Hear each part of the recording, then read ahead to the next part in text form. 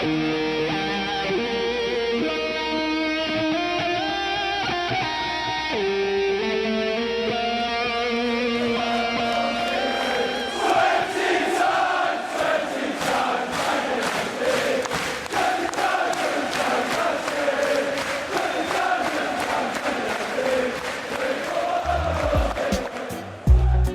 club's about winning trophies. I'm inexperienced in a lot of those things.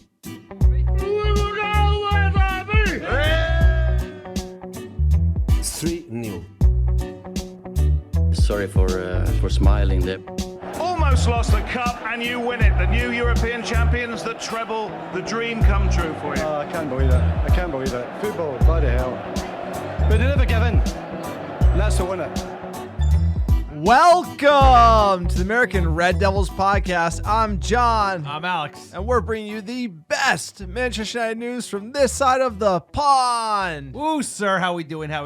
Manchester United 2. The villains, Aston Villa 1. Manchester United, don't want to say it. Hate to say it. I think we got away with one. I think the result is massive in terms of implications. If we have any chance of finishing the top 4, which is still outsized. You know, they're saying plus 750 going into this game for United to finish in the top 4.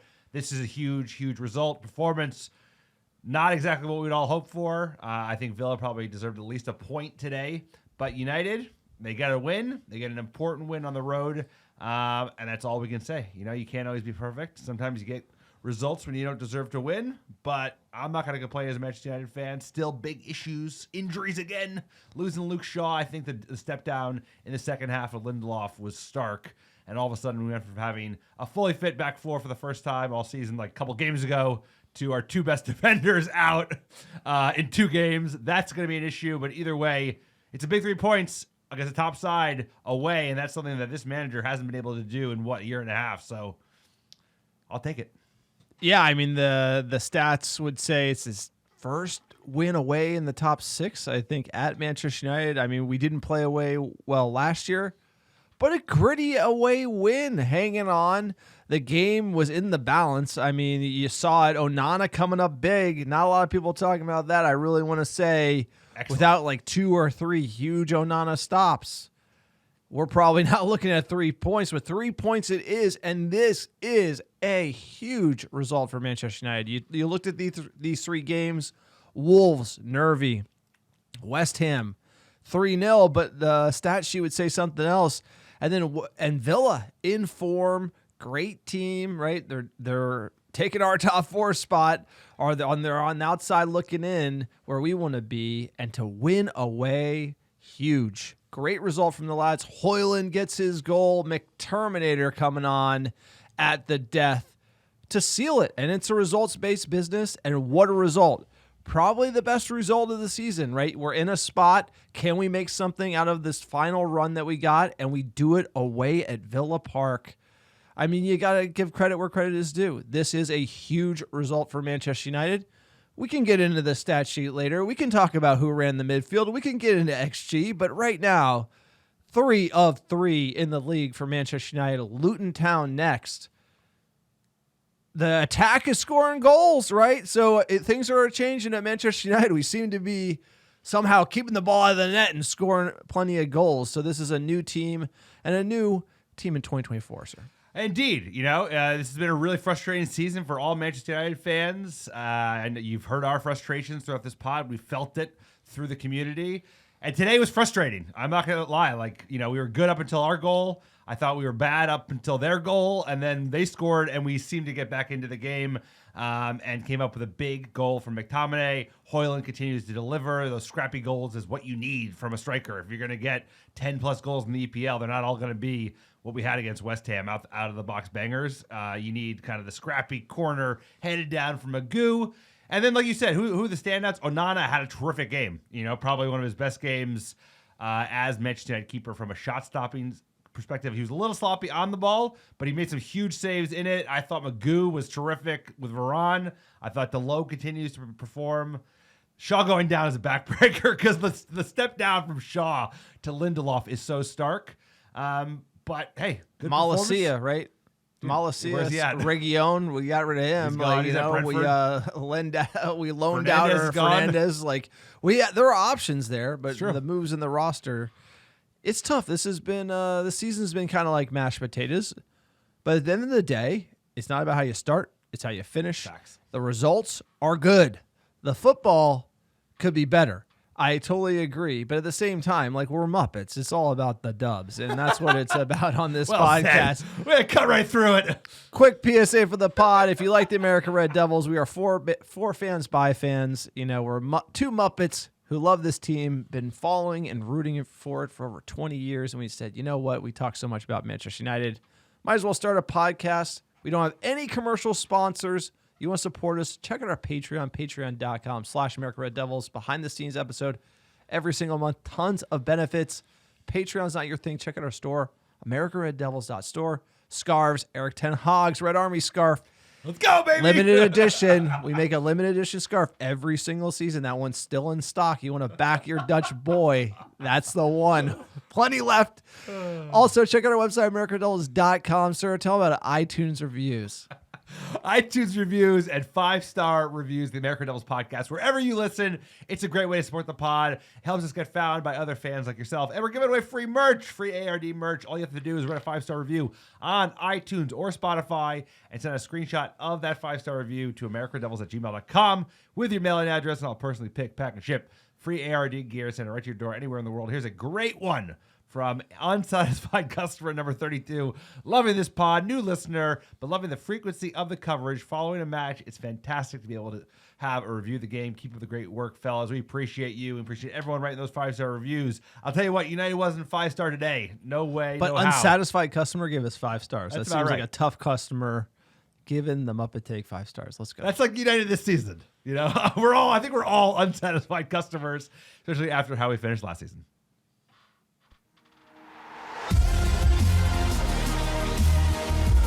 All right, that's right. We're talking Aston Villa 1, Manchester United 2, Villa Park.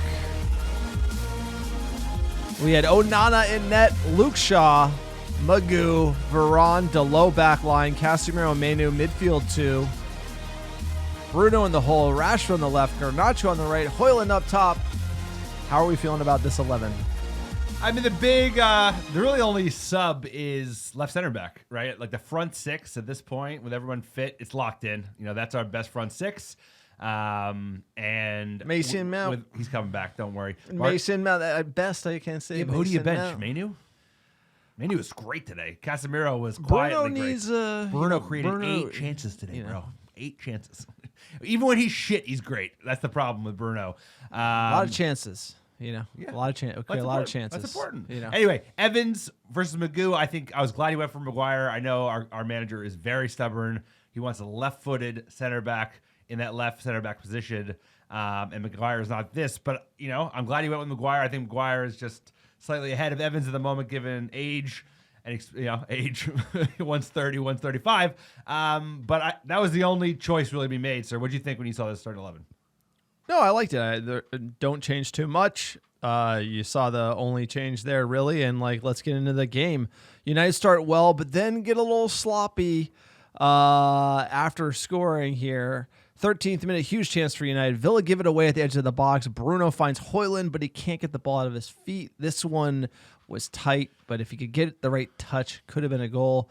14th minute, Garnacho just wide from a curling effort. So United up for the task away. And, 17th minute, the Dane might be getting hot. Might be getting warm, sir. Aimed towards Maguire, and Højlund turns, looks at the flag, which stays firmly down.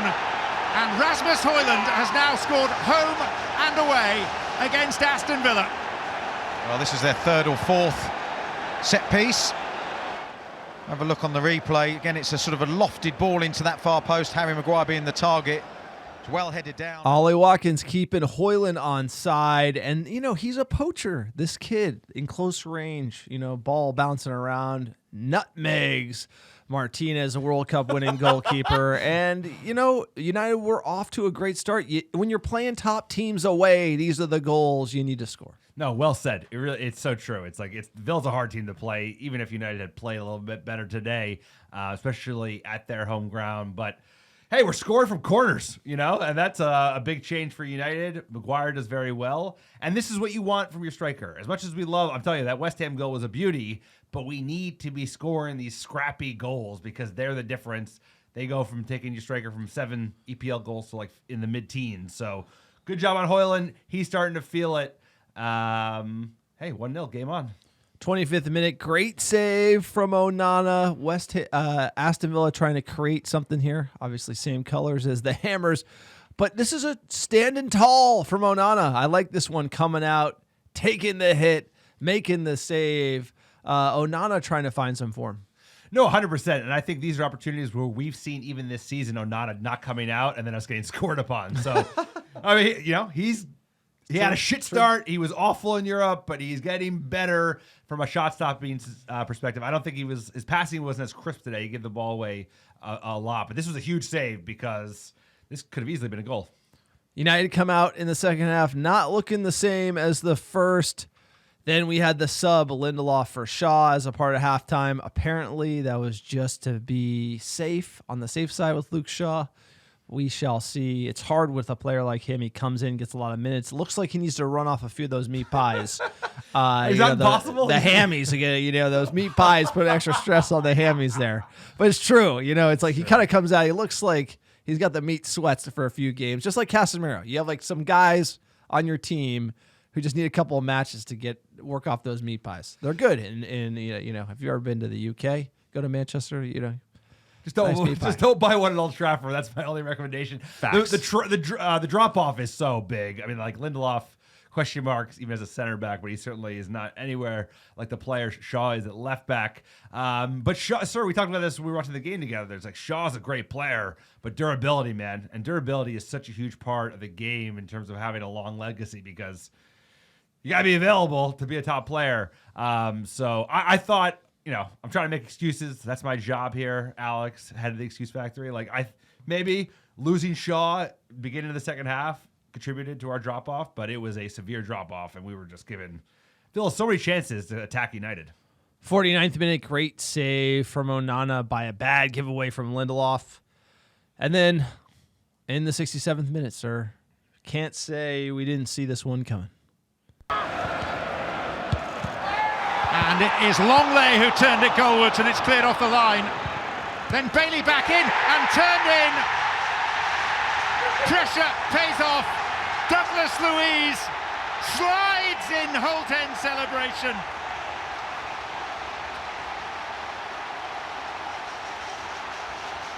Hell of a celebration from Douglas Luiz. The shimmy shake, letting them know, and then Villa, the crowd was up for it. Blood in the water. They came pretty hard, but we would put on the McTerminator for Rashford in the 73rd. I just thought the goal. It was coming. Like you said, we were very poor, especially up to this point in the second half. But my only hope, and I was like, the tide was going against us. They were playing better football up until this moment when they got the equalizer. But there's something about football. There's something about the universe, and there's something about like over-the-top, cringeworthy celebrations, at least in United's history, right? I think about the Palace final when their manager did the shimmy and shake. That Alan Pardew dance is like one of the top. It's an all-timer. I mean, that's an all-timer. This is like ridiculous. I mean, I've never seen someone do the whatever it was in front of the goalie, like right in his face. That was the thing that gave me hope. I was like, you know what? What I've seen in my short life. You were so mad. We were watching. He was like so up. He was like the worst celebration you've ever seen. That is ridiculous. You were so upset. You know what? But my hope of us getting back in this game was because of the Sully. No, of course. Cringe Sully. Karma. The footballing gods. They're just and cruel, and that is part of it. Like I said, McTominay comes on for Rashford. Hey, this was roll the dice, clickety clack. The ball, the great one from Holland. Just rolling the dice here with McTominay. And it paid off. But in the meantime, 77th minute, big chance for Villa. United cut open in midfield, well saved by Onana. This was kind of back and forth here. And then in the 86th minute, Mick Sauce can't get away from it. He's coming. He's going to let everyone know. Varane. Kobbie Mainoo. Dalot. And the header is firm, decisive, and possibly match-winning from Scott McTominay.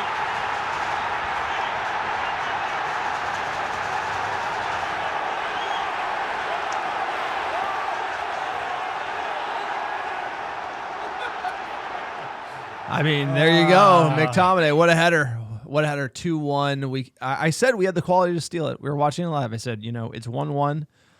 We could blow it, and we have the quality to steal it. I did not say quality with McTominay in mind, but he got the goal. He got the goal. And you know what? Credit to the sub. And actually, I didn't really understand Rashford coming off when we needed a goal. But McTominay certainly dangerous in the box. He had a chance like this, if you remember, even later, I think, against Spurs. But most importantly, the rule number one of the header is keep it down, and you've got a very good chance of beating the keeper. And it was a great header, great ball in. Kobe draws a bunch of the defenders out, and Delo, who had an excellent game, to be fair, puts it a first-time ball, and McSauce buries it, bro. Let's go. 93rd minute, we had a double sub. Amrabat and Evans for Mainu and Højlund. That was it. Look, we won, and, we finished strong. Away, Villa, 3 points. Let's go. Let's get into the stat sheet. United, 17 shots. Villa, 23. Shots on target, Villa, 10. United, 5. They had 56% of the ball in their house. Looking at XG, Villa 2.92 to Manchester United's 1.81. They outdid us on X threat as well. They had 1.63 to our 1.42. Field tilt, they dominated us. They dominated the ball. They had it in our third. They were shooting it more at our net, and they created more chances. Now, here's the real rub. It's a tale of two halves. First half, we had more XG. We had more threat in front of net. Second half, Villa turned the tide, and that is really the story, is that in the second half, Villa, over the 90, they finished strong. They had the negative split. They were going faster, and United were regressing. We've seen this all season, just a theme to take away from the numbers. No, dude, ball don't lie, stats don't lie, and they tell the story as if you would have watched it, right? Which is that, United, at first half, I thought we did an okay job of holding onto the ball and trying to build up from the back. Second half, we just kept giving the ball away. The first 30 minutes of the second half, all we did was if we won the ball back, we'd try and link up play, lose the ball, or hoof it, lose the ball. And we just gave Villa so many opportunities. And then when we did have the ball, everybody would push forward and the boys would be gassed tracking back. So it was an ugly 30, 40 minutes. But it's result-based business, baby. And this is a huge 3 points. Huge 3 points, and you don't always get the wins you deserve, and you don't always win when you shouldn't deserve it. But today was it was massive for any chance we have in the finish top four. If we didn't win today, I think it's basically impossible to kind of track back and get up there. Scott McTominay has scored more goals in the Premier League this season than in his previous 3 campaigns combined, with 6. While his 4 goals as a sub are the joint most in the competition this term, and also the person with 4, João Pedro. And as 21 years and 7 days, Højlund is the second youngest ever player to score in 5 successive Premier League appearances, only behind Anelka for Arsenal in November 1998. He was 19 doing it. Wow. Very impressive. Getting into the tactics, again, just trying to shout out kind of what was the plan here. How did it go down? How did the team execute? Look, we packed it in. Our defensive height was 38 compared to Villa's 48. We gave them the ball. We gave them it in the midfield. We tried to bypass midfield with these goal kicks, kind of going back to what we did last year when we were doing it with De Gea, kicking it over midfield, trying to hit them on the break, but we weren't able to generate the high turnovers. Villa had 6 high turnovers to our 1. We were a little sloppy with the ball, so the stats would suggest we were trying to absorb the pressure away. That's a fair strategy. And then create these chances on the break, on the counter, which we did, right? We were clinicality, if I could say. United getting 2 to our 1.8 XG. And then you saw it. Villa had the opportunities. Onana with a stiff arm. Onana coming out. Big play from our keeper. Maybe some big tackles as well. That really was the difference. And when you're playing top-tier opposition, it's going to come down to the fine margins of a game, and we saw it today. But we also saw, if you look at the average positioning on Twitter, you can find it. Villa, very balanced. Manchester United, all over the shop. Villa controlling the midfield. You look at the average passing height and where they were. They dominated the middle of the park. They were established, balanced on both sides of the ball. And United, I felt really the issue at 1-0 in the second half. We should have been holding on to the ball. We should have been very disciplined, and we were turning it over high consistently and giving them chances when we were winning the game. And this is something we've seen all season. So for me, you can back it in a way, but when you're up 1-0, you got to treat possession like more seriously than we were doing. We had way too many people up forward. We were turning the ball over high. They won so many high turnovers against us. We were kind of begging for them to score a little bit. No, I'm surprised they only got 1 goal, to be fair. And I think we played a lot better after they did score. Like you said, I think we finally started holding possession and waiting for opportunities to kind of open up as we, played some one-touch football. I think overall, like you said, offense, we did take some chances. I think we were a little selfish today. I thought, in particular, like there were opportunities where Rashford or Garnacho got into really dangerous positions where they could have made that second pass and put the next player into a really open scoreline position. Midfield, I thought we got cut through a lot. Maybe it's because of the amount of players that we put forward. Bruno gets so high, and then Mainu and Cass are so deep. And it's like we create open space. There's so much open space. And then sloppiness at the same time, so they win the ball back. Yes. And then cut through us. Yes, I like thought Rashford turning it over, or like it's like that pass. You see it City do it all the time. Yeah. Left back, winger, passing on the side, open the triangle, like trying to recycle the ball, find the right opportunity, and then when you do attack, you're overloading on one side, so then you can actually adjust and then make up the defensive, prepare for the break with the other. Instead, United's just like whatever.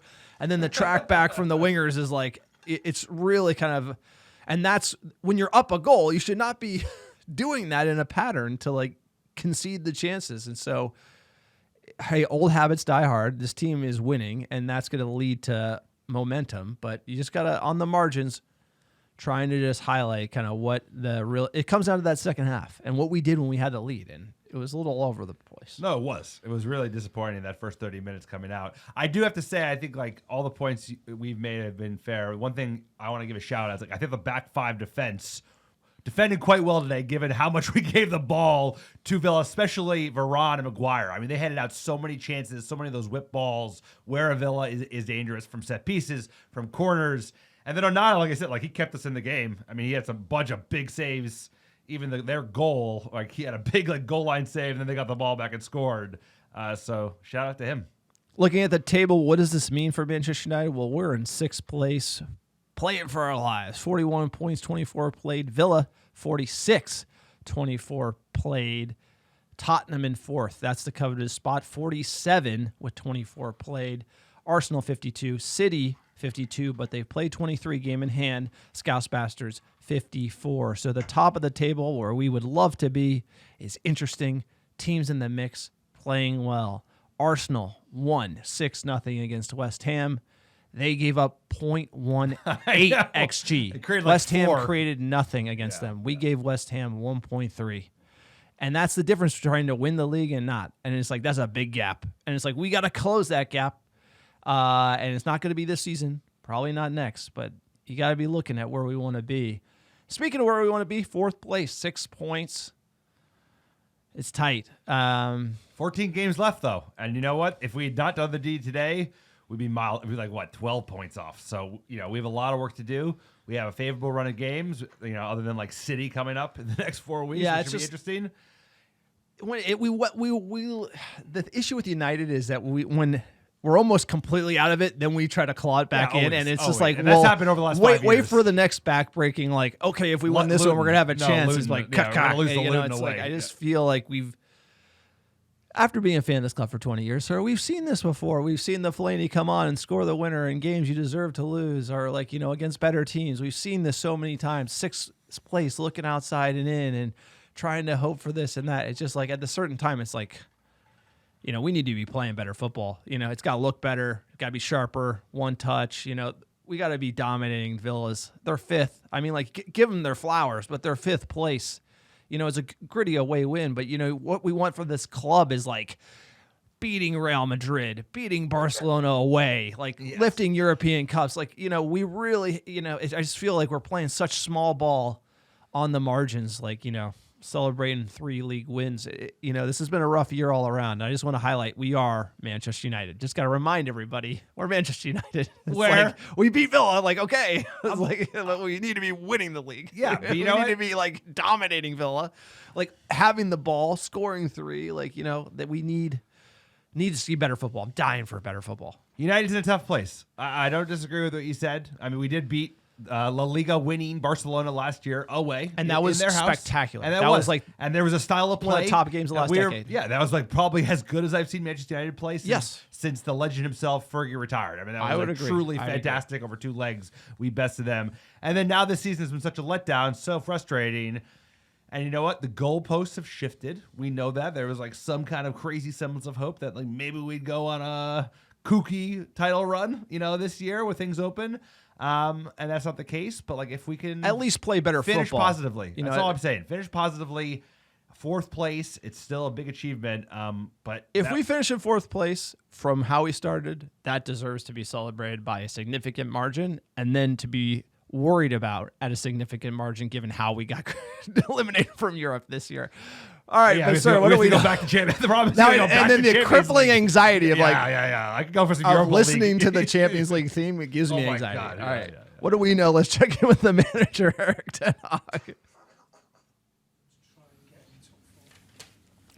We have to catch up, and we know already a longer time. We brought ourselves in this situation, but the prizes always get divided by the end of the season, and we are first in February.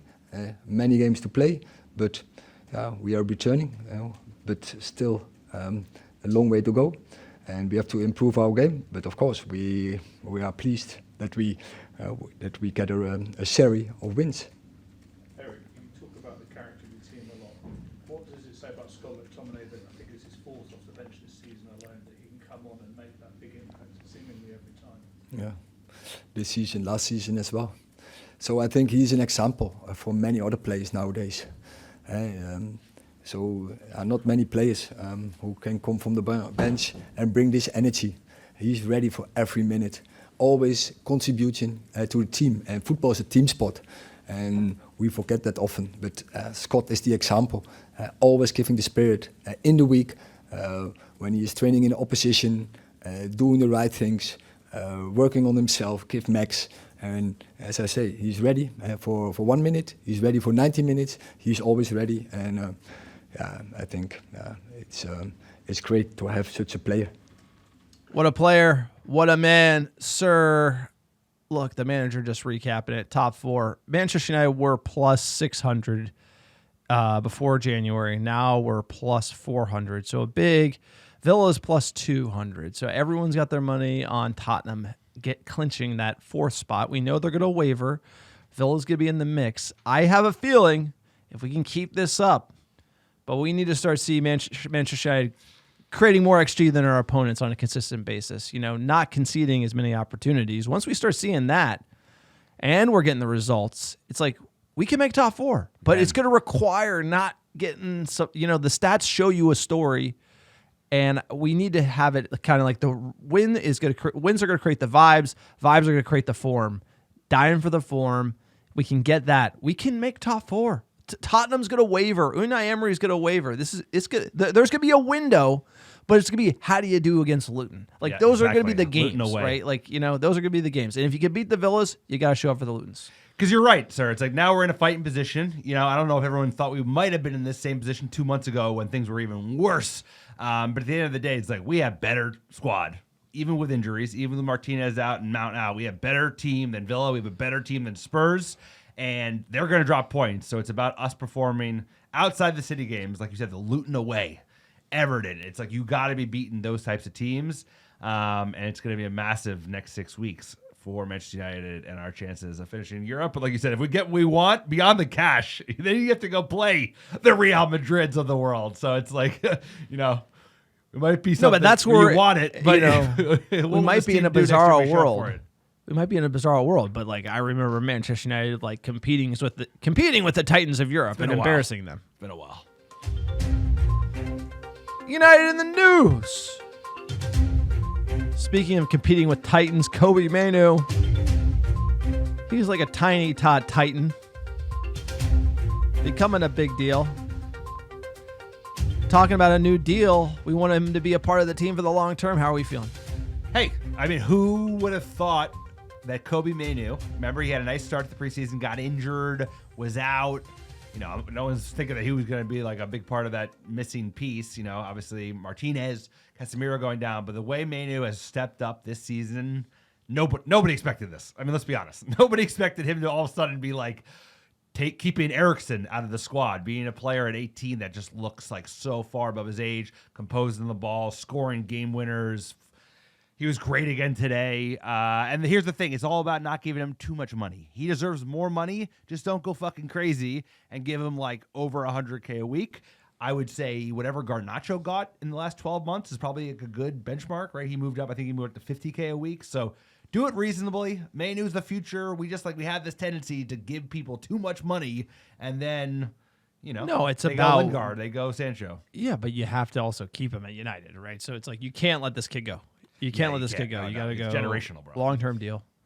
He'll be starting for. I mean, if like Southgate's a bad manager, you know, we never hit that. But he should. We don't want him to go, but like he should be probably playing that midfield with Rice and Bellingham. No, he will be. Look, this is I mean, they'll play Hendo, but he should be playing this summer at the Euros. No, he's the spine of the new generation that will take us to the promised land, and you can't let him go. And that's all I'm going to say about that. We're going to figure out where this falls out, but we want him to sign the new deal, smiling, holding one of these ugly kits. Next bit of news, Ratcliffe Stadium. Everyone kind of like hubbub-ba-dub about this one. Look, it's coming. Ratcliffe doesn't get the $6 billion valuation without this being discussed at length with the Glazers, right? So, like, when this deal goes through, it's not like they're punting on all these big issues. They know what they're going to do. They're going to say, how do we get the club to $10 billion over the X years, right? How do we pay down the debt? How do we get this thing humming so that we can come back to the promised land, have the cash coffers to do it, have the new stadium, right? Barcelona, new stadium. Real Madrid, new stadium. Manchester United, new stadium. It's going to be a new stadium. Unfortunately, this is my take on it. To refurbish Manchester United costs more, takes longer. Right. It's a pure business perspective, right? The issue really is there's nowhere to play other than the Etihad. The question is how many seasons you want. If you want to refurbish Old Trafford, it'd be 3 seasons playing at the Etihad. You want to build another stadium in the parking lot simultaneously while Old Trafford's still open, like Tottenham did. They kind of built the new stadium around the old one while they played in it. Then they played somewhere else, played at Wembley. We actually went to Wembley, saw them for like a season, and then the new one was ready. I think it actually took maybe 2 months into another season. So it actually bled. Regardless, that's the way to do it. There's plenty of that parking lot available. It's just sitting there. The team owns it. They should build a new stadium right there. They should expand the seats like to 90,000, 100,000. Wembley of the North. I like that. King of the North. Let's go. Let's go. And it's a business decision. This new stadium is going to be financed probably by a sponsor, by debt, by a bunch of different things, and that this has all been ironed out with the Glazers, and this is the next shoe to drop. This is a win for United. Anything, you build a new stand, it's like, what do you stop? We've done that so many times. It's time to start anew. I love Old Trafford. I am someone who loves the history of our club, the hallowed ground, everything, but you have to also look at where this business is headed and what we need. We need a stadium that can host NFL games. We need a stadium that can host Euro games. It's going to be a moneymaker for the club. That's going to strengthen the position of Manchester United. And we need an elite stadium up north. I'm 100% in agreement. You know, at the end of the day, a lot of United fans, for good reason, are going to be nostalgic about Old Trafford. Nobody wants it to be torn down, but the analogy is like a car. It's like, unfortunately, at this point, Old Trafford has been totaled. It's like they put so little money into it over the last 30 years. They were going to do this big refurb in the early 2000s. Obviously, the Glazers kiboshed that, and now it's going to cost $800 million to fix it up, or $1.5 billion to redo it. And what, you get another 20, 30 years from redo it, or 50 plus for a new one. It's a mess. It's a mess. And I hate to say it, you go there enough, unless you're in your seat. In your seat, it's an elite experience. But you walk it into the concourse, walking in even just into the stadium, and look up, it's rotting from the inside out. And like you said, how are we going to get this club to 100 million? How are you going to pay off the debt? You're going to pay off the debt by doing NFL games, by doing concerts, by actually being able to host the Euros in the North, right? And the fact that Etihad got picked over Old Trafford is a testament to just how poor of shape the stadium's in at the moment. So if you could do best of both worlds, which is like, you're still next door. I'm sure they're going to try and do a like historically relevant aesthetic. They're not going to do something too science fiction-y and have the games played in the old stadium while they build the new stadium at the same time. I mean, that's like, it's everything you ever hoped for. There will be, like you said, there will be debt. There will be stadium financing. They'll probably like ask with their hand out for money from Manchester or the government, and there will be a sponsorship of the stadium name, like you said. I mean, like, also we're talking to an American Red Devil audience where a lot of people haven't been there. But I'll let you know that, like, when I went there for the first time in 2010, you don't get an idea, probably not as many videos online of it at the time, but it's like you look at it from the outside, you're like, man, this is a great looking stadium. It looks amazing. You get on the inside, it's like an erector set. Like we go there in the Stretford end with the way you get into the turnstiles. And then you climb up these stairs that are just like, it looks like I'm worried that they're going to fall down, And then like you get to your seat, it's unbelievable. But then the concourse, even the bathrooms is like urine's leaking all over the floor. It's disgusting. There's like nothing there that is worth saving for me. I mean, like the pitch is history. The thing. It's like the history. That's it. The hollowed ground of the pitch. And it looks good when you're at your seat, but man, it begs for like a whole redo. And I don't think anyone's going to lose if we actually make a nice, like we did club level at the Emirates, and that's like 20 years old. Yeah.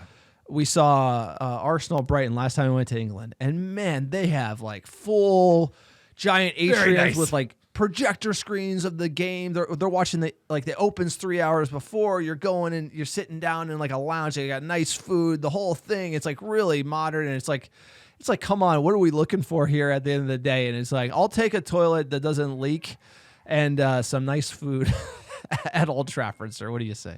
No, 100%. And it's also about, like, I hate to say it, we don't want to come off like too bloodthirsty American capitalists, but like it's about pushing cash. And how do you push cash? Is like you increase the number of events per year that you can charge tickets and fees for. And right now, we get like 25 a season, including cup games, maybe 30 if we go on a good run and get some good fortune in terms of the draw. So we have to, you have to get a good and the bad, right? You give away the sponsorship, you're going to have like other football events that are Manchester United related. But it's overdue, bro. It's like we're the most famous club in the world, and unfortunately the stadium has been just left to rot, and that's why they need to rebuild it from the ground up. And they should do more with the space, too. I think if you build a new stadium, it's not only a new stadium, it's like make it more fan-friendly. Totally. Obviously, they have the tunnel there, but like the history should be on display in like in a more like it deserves, I think, more highlighting, and I think like there's a lot of history of this club, and it could be done in the right way. So we'll keep you posted on kind of how this comes out. Next one here, the blue cards. This is a rumor. So this IFAB, the blue cards have been tested out in the lower leagues. It's kind of been, are they going to make the move? They're saying they're going to make the move as a rumor, and they might be trying to suss it out. And everyone kind of reacted super negatively to this blue card concept. Why is it blue? Why isn't it orange? It should be orange. It's like you got the red, you got the yellow. Okay, what's more serious than the yellow? Orange. I don't get it. It's just blue. Almost seems like you did something good. Yeah, like you get extra player put on for 10 minutes. Like it should be orange. Like, oh no, it's close to a red, but it's more than a yellow. Regardless, they should hire me to run this. But the blue card essentially is for tactical fouls and dissent. They would see a player go off the pitch for 10 minutes. And come on, kind of like the penalty box, NHL. I grew up playing hockey in Jersey. Love hockey. Love the penalty box. Bum, bum, bum, bum. Blue card, here's the deal. John Rant is going to go quick here. Pep Guardiola. John Rant's going to go, okay. I'll time you. Pep Guardiola ruined football. Barcelona ruined football. They were probably doping, but, look into that on a later date. But regardless, and cheating, obviously. They ruined football. Tactical fouls. Tactical fouls for me. Tactical fouls and diving ruin the game. Dissent, like, whatever. Right. Tactical foul should be a red card, in my opinion. It should be like, if it's an obvious tactical foul, red. They want to solve it with blues. apparently they've seen the data, they've seen the games at the lower leagues. I don't mind it. I just think you got to get this out of the game. You have to get these like city pull you down fouls out of the game. I hate it. It's here. It's ruining the game. It really is ruining the game. Tactical fouls are ruining the game. They have to get rid of it. I thought they would just give you straight red, but now they want to do these blues.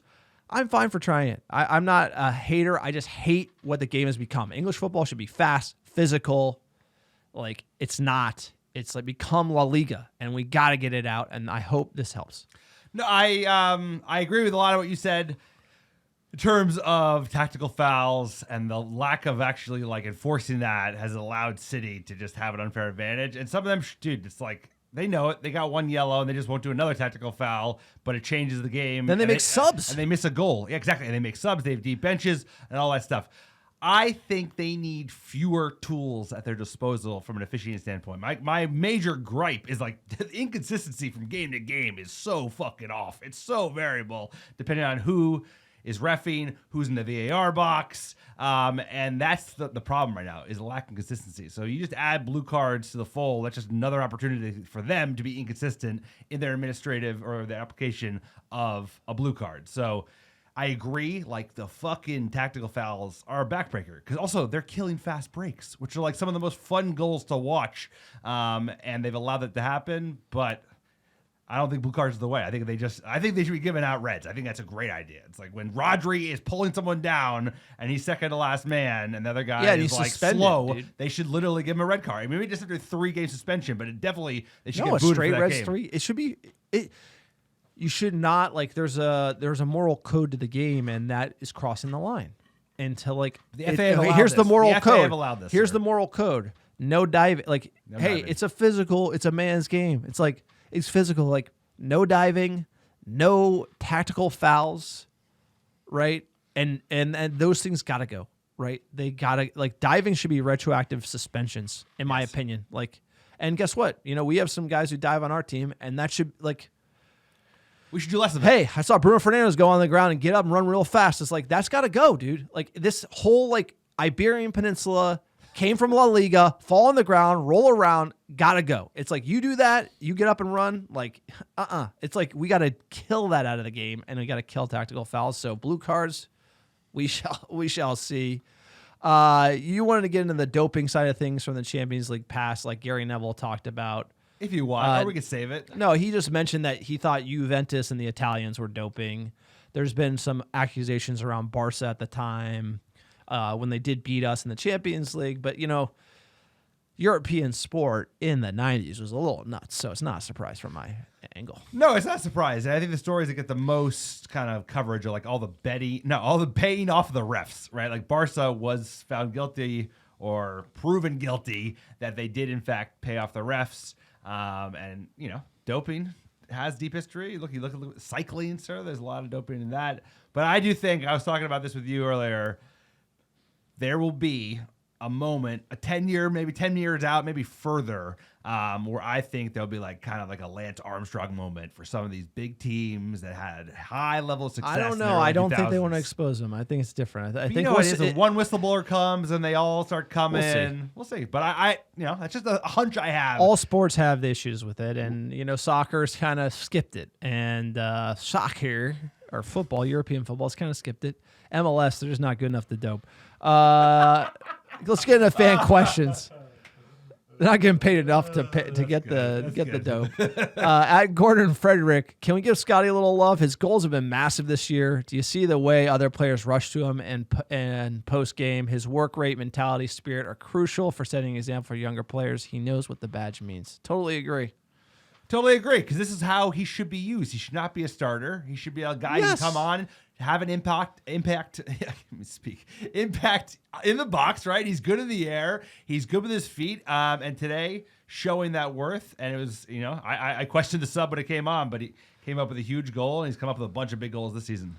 Here's the deal. You know, I'm going to play heel on the McTominay. I like McTominay. He should be a squad player. He should be a 6. He should not be trying to score goals. You know, there's a little mismanagement with him, in my opinion. The problem is he's all over the shop. the better McTominay plays, the more he digs us out. Like, that's not necessarily good for the team long term. It's like Fellaini got us those last minute winners, but like, did we get better or did Mourinho get canned?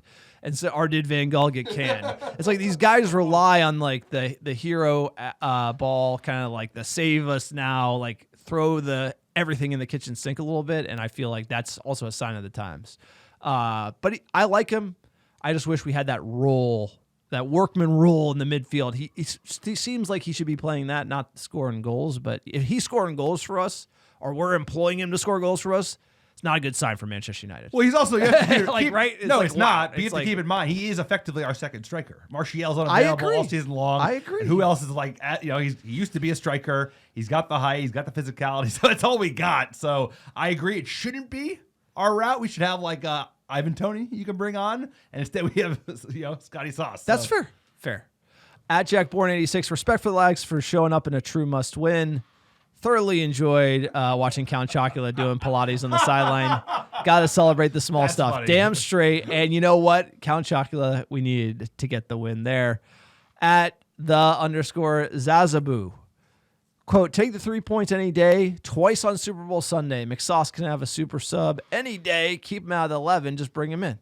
Electric ball in by Delo to set him up. Rasmus starting to click. Now let's get to the point where we don't need these late match heroics. Great point. Well said. That is a better way to say it than I did. At Love the Bulls 18, it could have been 2-0. This defense could have cleared the ball better. With that said, I'm pleased with the dub. Team played decent overall. On to top 4. At Lasers Out FC. Sick of the disrespect towards McTominay. I think I just disrespected him. It's not a coincidence he is our highest scorer and has single-handedly saved us, 7 points this season? Yeah. Picking up some form. Let's make a run. And we're going to end with this one. At McEwen8, unbeaten in 24, lads. Time to start backing the manager instead of ridiculing him. Sir, I think... I don't know if we're ridiculing the manager, but, maybe I'm harsh on him.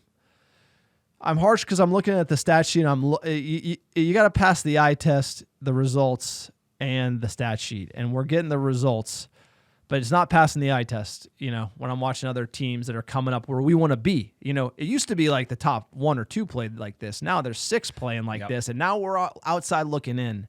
And so I just see the way things are going, and counter hero ball is going to only get us so far, and it could get you top 4. But it's about what are we going to do next year and how are we going to play? Are we going to play more like we need to actually win a title, or are we going to keep the same? No, I think a lot of the reason like the pushback has been so fast and so hard on Ten Hag is at least I think this. I think a lot of fans think he's a better manager than he's been performing this season. Like he's less flexible than he was last year. He's more stubborn. And I think when he's shown his ability to adapt and try new things, he gets rewarded by that. So either way, like we're supporting him, but he has made boneheaded decisions. And you know what? Like going forward, Ahmad should be coming on instead of Anthony. And those type of stubbornness might end up screwing him in the end. But that's why you can't judge a season in the middle of it. Let's see how we end up in May. Great point. That'll be a great indicator of like, is he the guy for at least another year? And we'll take it one step at a time. And actually, to Alan's point, and it's fair. I want to read unpopular takes coming at us on the pod. Like we're not going to hide from nothing here. We've just seen United go through this so many times. Like, is this a false dawn? Is this a real dawn? I don't know. It's got kind of Fellaini vibes behind it. Rough season, where are we going to shake out? For me, it's like we hired him to play the football he played at Ajax. I expected that day one, playing out the back, really trying to get the overloads, dominate midfield. We are not seeing that. We are not seeing the football that we wanted him at United for. I want him to play it. He answered in the press, I can't play it. So then are we going to see it next season? That's all. I want to see Ten Hag play the way he played at Ajax at Manchester United. We got the goalie. Probably Magoo doesn't have that foot, but we got to start being a little braver. And maybe he's not playing it because he's worried about the results, worried about keeping his job. That's a fair argument too. So we're kind of in between and in no man's land. And I want to see United play like City, play like Villa, play like, dare I say, some of the teams that are higher than us in the table, because I want to win 21, sir. I think that's a good way to close the podcast. We are the America Red Devils. We are for fans, by fans. Thank you so much for the fan questions. Thank you for listening. Thank you for supporting us. You want to go the extra mile, patreon.com/America Red Devils, AmericaRedDevils.store, AmericaRedDevils.com. Sir, give us our top 10 downloads last 7 days. Number one, how you doing? How you doing? Chicago, Illinois, Dublin, Ireland, Los Angeles, California, Brooklyn, New York, Seattle, Washington, Philadelphia, PA, New York, Charlotte, North Carolina, Melbourne, Australia, and last but not least, Washington, D.C. Appreciate all the American Devils listening week in, week out. Couldn't do without you. Enjoy the week. Big Super Bowl game Sunday, coming our baby. way. Enjoy Super Bowl Sunday, and we'll talk to you guys later.